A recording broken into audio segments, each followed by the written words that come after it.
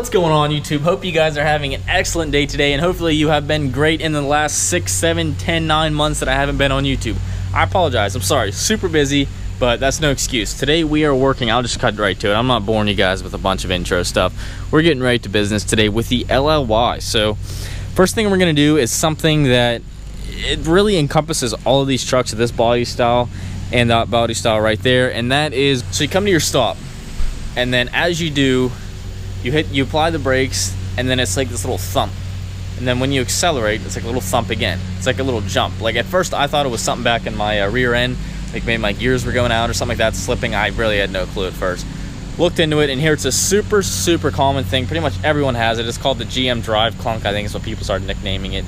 And it's, like I said, it's just when you're accelerating and you feel a little like jerk, and it like, it's like someone pushed you or something. So we're gonna attack that, and it's gonna be right underneath the truck here. Minor fuel leak, so I have a little mat there, but we're gonna have to, first step is get this drive shaft out of here. So I'm like I said, I'm not gonna waste any time. We're just gonna get right to it here. I gotta tell you, these tailgates make for wonderful workbenches.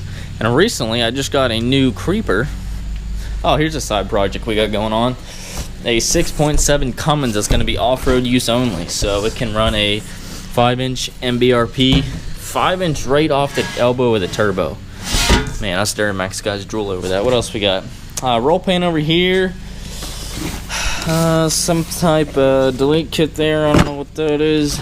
Fast 165. So that's gonna be a fun one. All right. Anyways, to the creeper. Put this baby to the test here.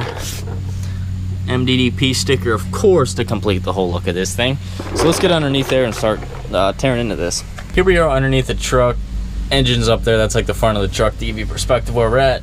But this is where a problem arises right here. This is the drive shaft, and this spline slides inside of the transfer case. It's supposed to be able to, this drive shaft is supposed to freely move inside and out, as why there's a rubber boot right here. It's supposed to move freely in and out as you accelerate and stop and all that. The rear end's obviously moving, it's twisting, so this should be able to slide freely.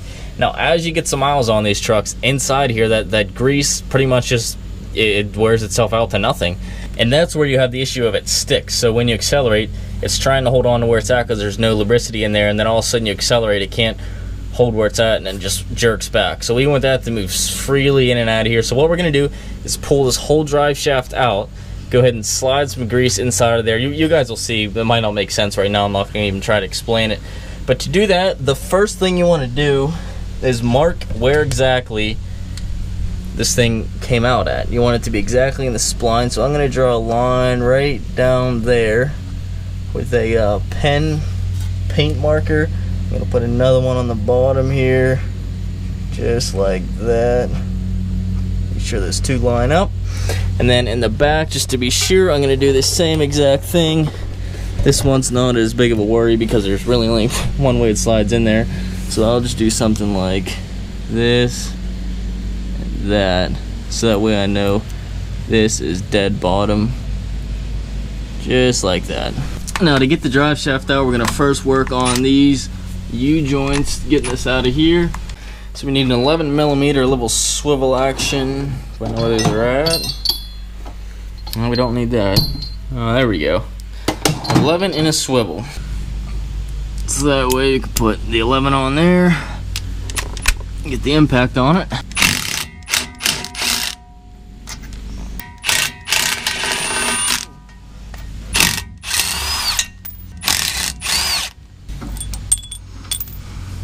That's when these little retainers should fall off. Same with on this side. I just need a little encouragement. There we go. So keep those in line. 2 little retainers are 11mm. Keep that all in one spot. Now to get this U-joint to pop out of here, you usually need some persuasion so this whole drive shaft can slide forward and then down and out. Usually we need some persuasion. We're gonna try this guy out here.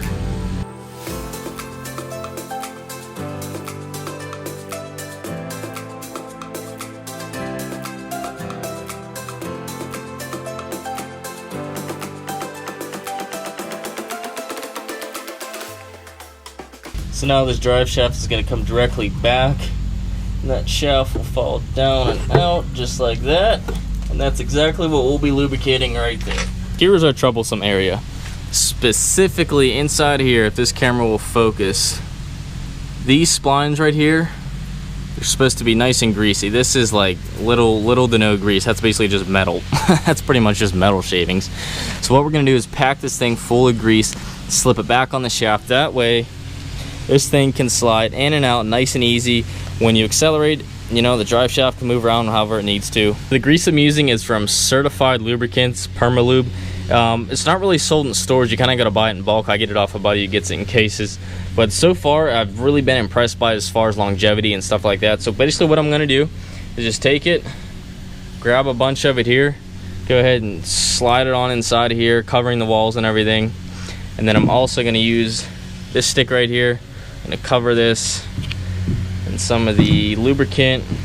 And this is just regular grease that you'd use to put on your front end or something like that. So I'll cover this and just kind of push all my grease back inside of there. I can only wait to see the comments on this procedure. I can only wait.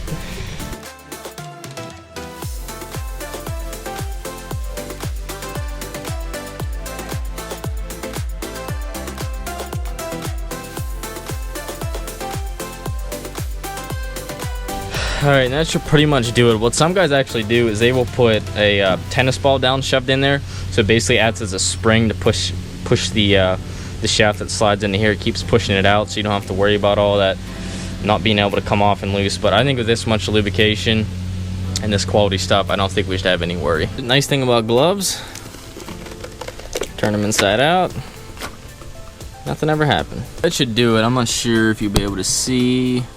Yeah, you can get a kind of a good look of all the stuff I got packed in there.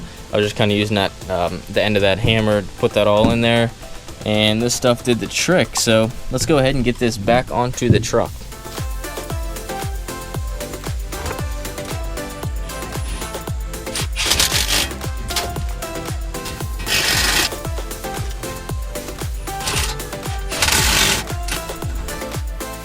Now I'm gonna go get cleaned up because I don't want to hop into my truck like this, all dirty and whatnot, and then we'll go take this thing for a test drive.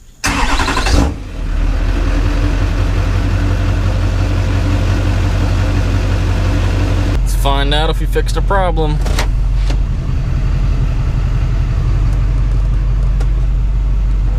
It's feeling good so far.